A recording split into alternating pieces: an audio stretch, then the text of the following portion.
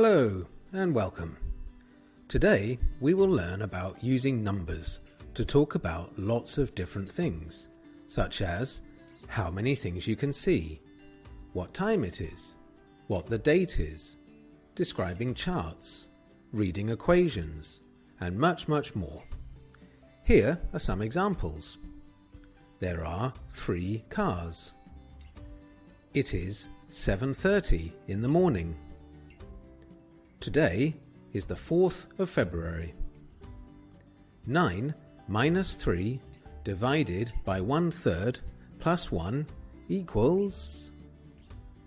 There are 3.5 billion queries per day. 34.6% of product searches start on Google. We can ask questions about numbers with phrases such as, how much water is there? How many chairs do you need? What time is it? What is 5 times 4? How do you calculate the area of a circle? We can also use phrases to talk about very large numbers or to sound dramatic. For example, there are hundreds and hundreds of interesting places to see in my country. It was so busy. There must have been millions of people there yesterday.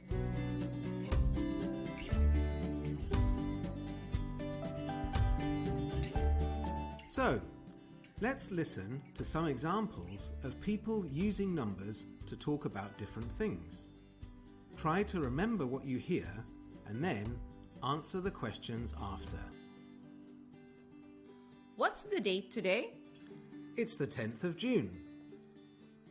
Excuse me, do you know what time it is? Yes, it's 3:15. How much sugar would you like? 2 teaspoons, please.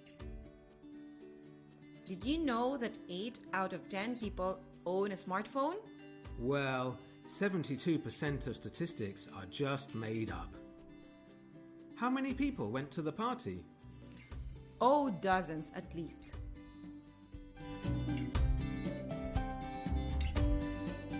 So, can you remember some of the numbers you heard?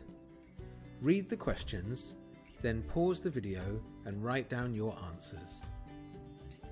That's right, we heard the 10th of June, 3:15, 2 teaspoons, 8 out of 10, 72%, dozens at least.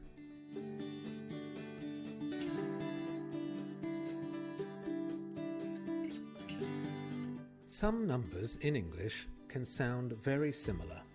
For example, 14 and 40. To avoid confusion, we need to remember some rules about pronunciation.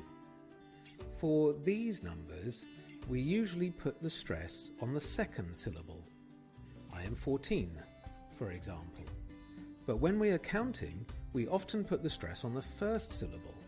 13, 14, 15, 16, etc. However, for these numbers, we can only say 30, 40, 50, 60, and so on. The stress is always on the first syllable.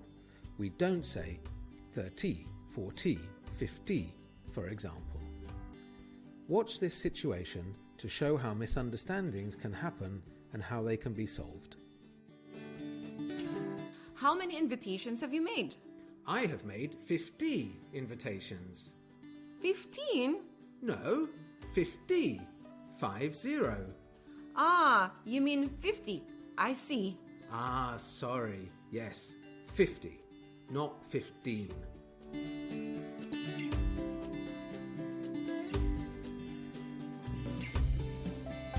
Okay, now it's time to practice.